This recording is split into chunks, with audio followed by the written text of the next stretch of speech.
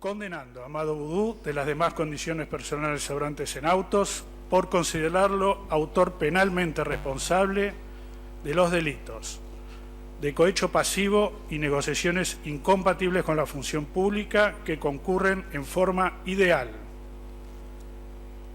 a la pena de 5 años y 10 meses de prisión, multa de 90.000 pesos, inhabilitación especial perpetua, accesorias legales y costas. Ahí estaba la condena a Amado Boudou, que ya está en Ezeiza. Día de pañuelos y de bolsos, hoy en la República Argentina. La grieta, la eterna grieta, las grietas nacionales. El celeste de la vida, el verde de la libertad. Más allá de los números, queda instalado un debate donde están contrapuestas dos cosas que vamos a tener con el tiempo que juntar de alguna manera, porque ¿qué es la vida sin libertad? ¿Qué es la libertad sin la vida? Hay que desempapar esta discusión de la calentura preelectoral, porque ya estamos en campaña electoral para el año que viene, aunque no están bien definidos los candidatos, y tal vez poner a la salud pública en el centro de una discusión que interpreto que, más allá de los números, insisto, se abrió para quedarse y llegó para quedarse en la Argentina.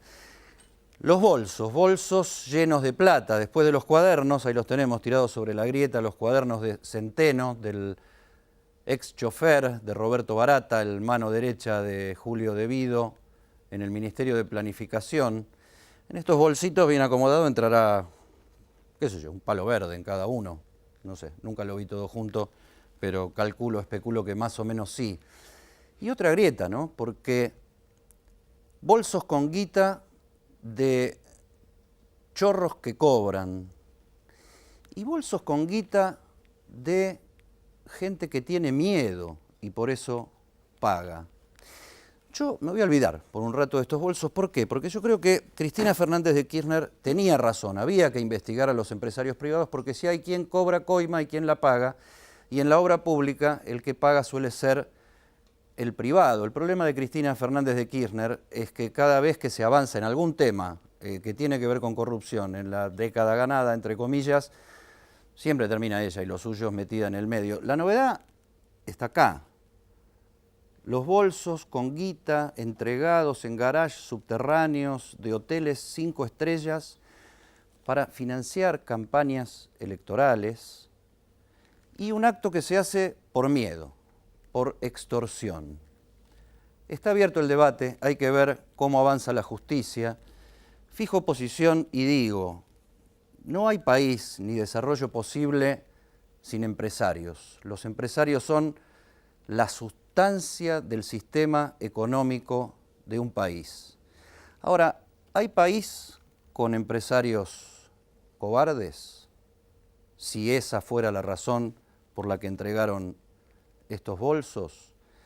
La cobardía no es delito, pero viniendo de gente tan importante que prefiere asumirse cobarde antes que corrupta, la cobardía lo que da es vergüenza. En el barro.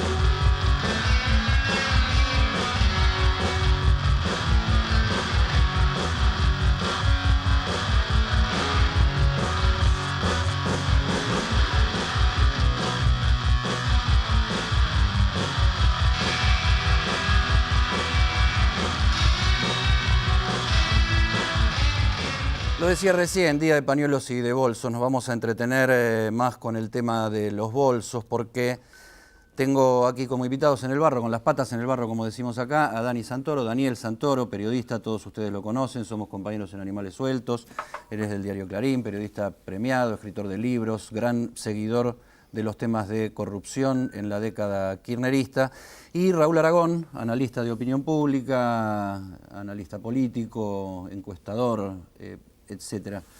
Dani, ¿se cerró el círculo de la corrupción kirchnerista con la prisión de Boudou? ¿O se empieza a cerrar el círculo? ¿O se abre el círculo más grande de la corrupción con el tema de los cuadernos y los bolsos que detalló Centeno? Yo creo que se abre el círculo más grande este mecanismo de pago de sobornos durante el kirchnerismo con lo de Centeno, porque ahí lo que muestra es lo que faltaba en muchas causas judiciales, ¿no? Porque todo esto ¿dónde estalla? Estalla en la causa por la importación de buques con gas natural líquido, que es donde se presenta la ex esposa de Centeno, dice, mi marido tiene un nivel de vida que no, mi ex marido, que no puede ser, y ahí se deriva. Pero no solamente son sobornos por el gas natural líquido, son sobornos por el caso de IEXA, por las centrales térmicas de Barragán y de Brigadier López, son sobornos por los gasoductos, son sobornos por la mayoría de las obras eléctricas que manejaba Barata, porque digamos, había varios circuitos, ¿no? Energía, el circuito de Jaime, que era transporte, el circuito de la energía, el circuito de las obras viales, que era José López y sus bolsitos. Y Lázaro Báez y sus bolsitos. Entonces acá se abre una cosa, y es por primera vez en la historia argentina que vamos al revés, porque siempre los jueces empiezan, no, usted direccionó mal la licitación y acá le falta la coma, ¿no? Acá está la plata. ¿No? Diciendo, alguien dijo, vi cómo se pagaba, y alguien se está empezando a presentar a decir, sí, es así, yo pagaba. Raúl, ¿cómo pega esto en las primeras repercusiones en las encuestas? ¿Beneficia a alguien? ¿Lastima a alguien? ¿No pasa nada? Mira, en general cuando sucede una cosa de esta magnitud, tenés que dejar que se siente un poco el polvo antes de medir. Nosotros recién empezamos a medir esto ayer. No, antes de ayer, el lunes. Dejamos pasar un poquito, porque si no es muy confuso. Pero de todas maneras, ¿cuál es la suposición? La suposición es que, primero, a Cristina no le pega, porque ya le pegó todo.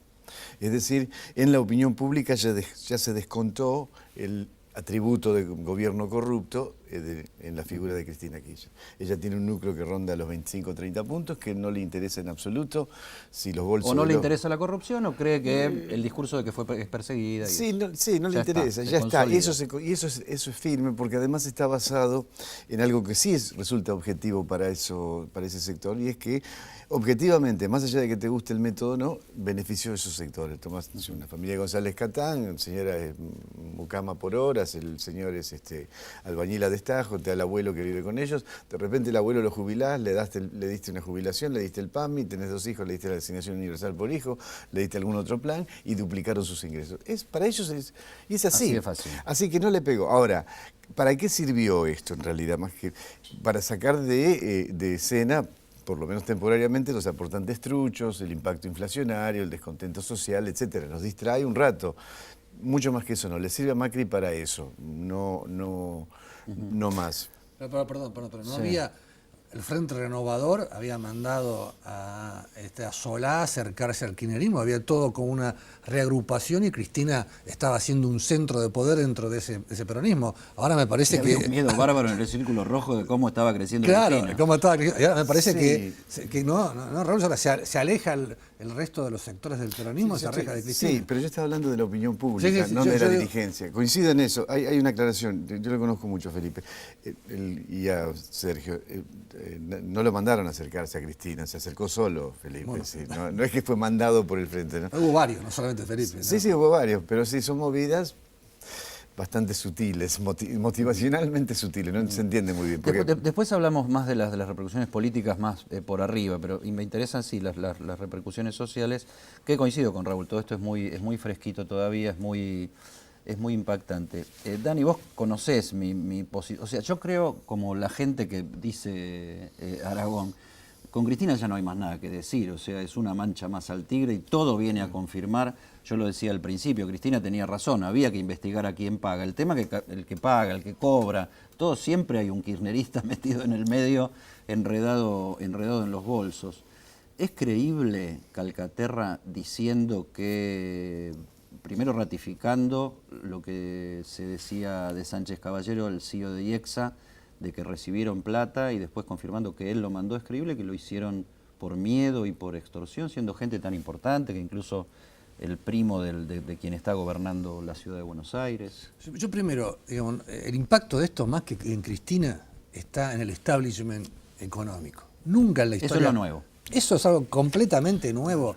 No, pensar, están los grandes. pensar que los capitanes de la industria, el Club de la Obra Pública, Los estén dueños de la Argentina, como los llamamos de varias ¿cómo se maneras. llama? según la época. Desfilando por Comodoro Pi.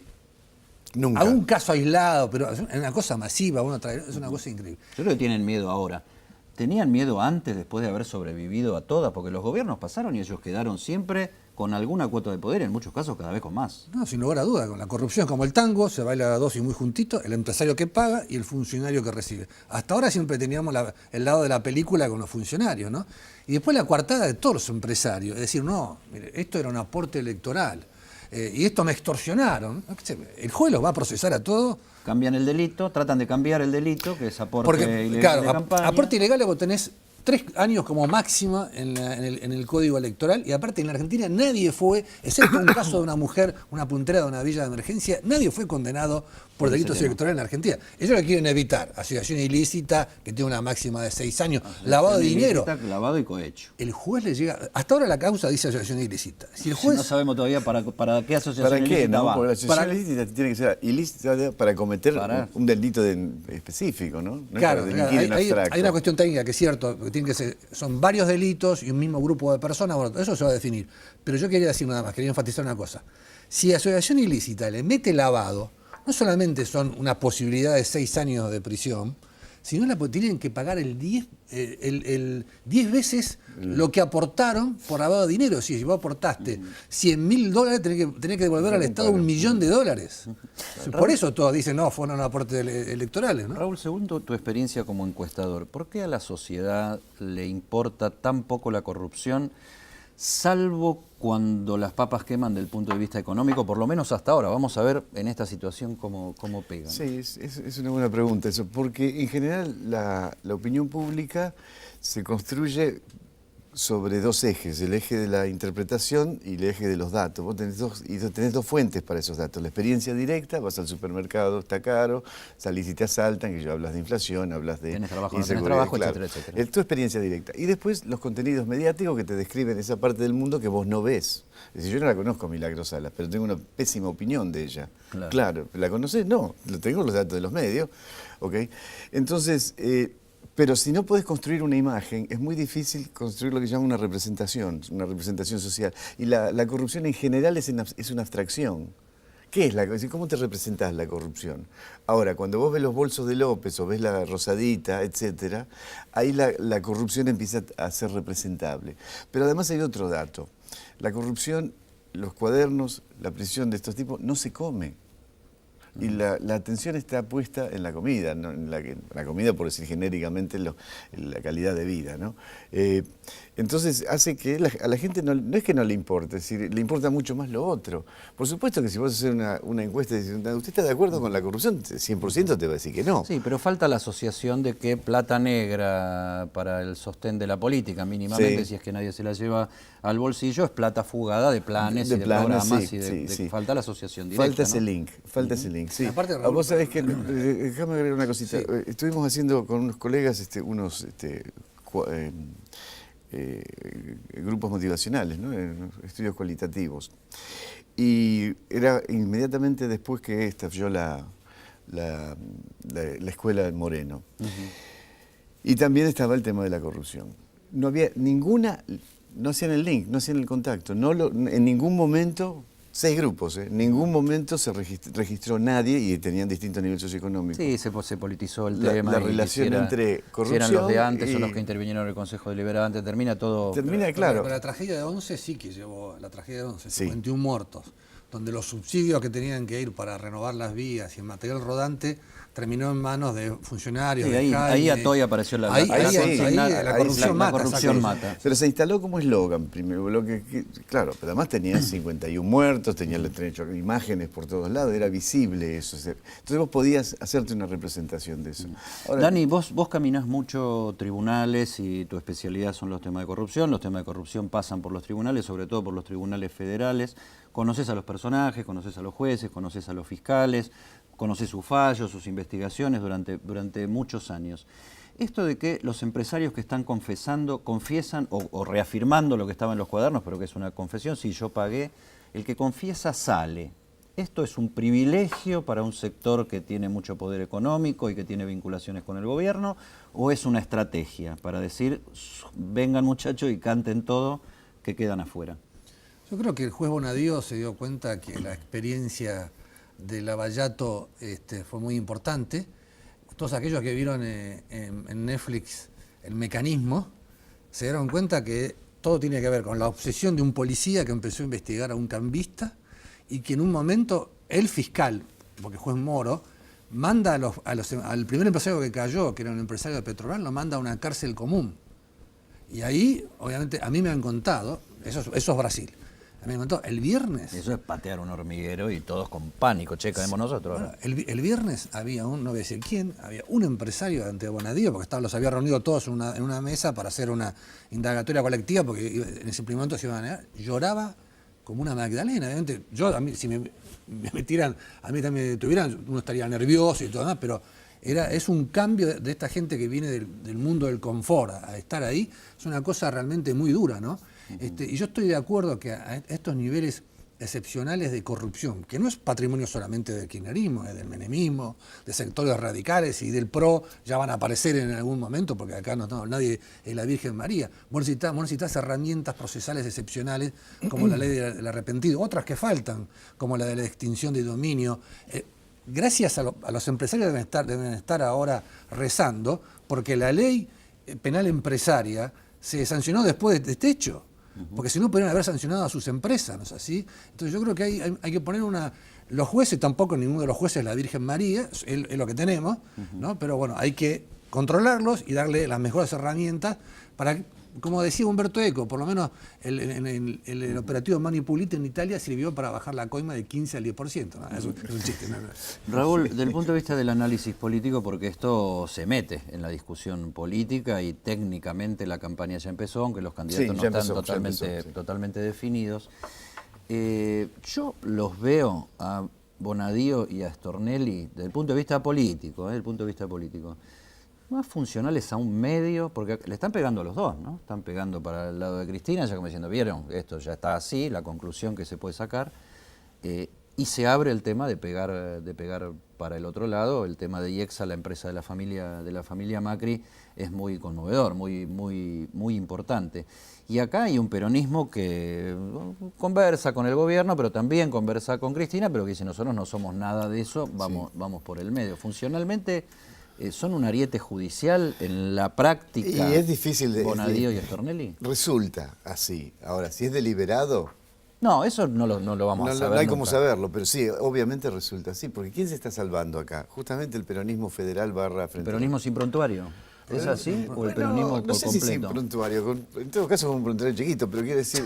claro, sí, cositas menores, acá digamos. sin prontuario no hay nadie. Picardías. Bueno, nosotros por ahora. Claro. ¿No? Ojo, pero cuando lleguen los arrepentidos de Odebrecht, que va a haber en Cambiemos y en el peronismo, algunos, no todos, porque acá no hay que poner la puerta giratoria y decir, no, todos los políticos son corruptos, todos los jueces. No es así. No es así. Hay que buscar. No es así tampoco. Vos decís que con Odebrecht, que ensambla perfecto con el tema de los cuadernos, ahí salta a Cortes a gente que no está todavía... Se firmó el convenio, yo no puedo nombrarlo porque obviamente sería una irresponsabilidad de mi parte, pero se firmó el convenio, así que en un mes, en cada causa, cada fiscal tiene que pedir hacerle la indagatoria por Skype a los arrepentidos de Odebrecht, que van a dar su testimonio, bueno, ya lo conocemos porque lo publicó La Nación los videos. Lo tienen que volver a dar. Y a documentación. ¿Dónde mandaron las platas? Porque a diferencia... Prueba instrumental necesitan, claro. Porque, claro, Raúl, sí. A diferencia de lo que pasó acá, que un sistema precario, el grande empresario pagando con el bolsito en efectivo, Marcelo había hecho un sistema con cuentas offshore, una dirección especial. Mucho más prolijo. Era mucho más sofisticado. Claro. Raúl Aragón, Daniel Santoro, gracias por meter las patas en el barro. Ya volvemos.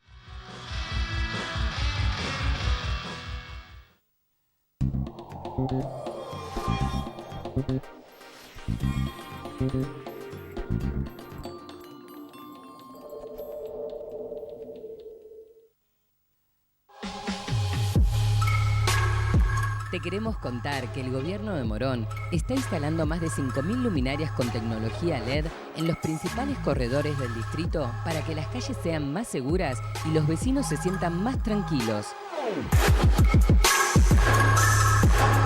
Esto, además, permitirá mejorar el alumbrado público y ahorrar energía. Morón Gobierno. Porque buscamos la constante eficiencia en nuestros servicios, hemos incorporado un sistema de factura y pago electrónico. Además de realizar consultas y acceder a información útil las 24 horas desde donde estés, ahora podrás efectuar el pago de tus facturas de manera gratuita, segura y remota bajándote la app o ingresando a la web. Cada nueva solución es un paso hacia una gestión inteligente, ágil y accesible. Nos digitalizamos para cortar los tiempos de respuesta y optimizar el servicio. Porque para nosotros, vos sos lo más importante.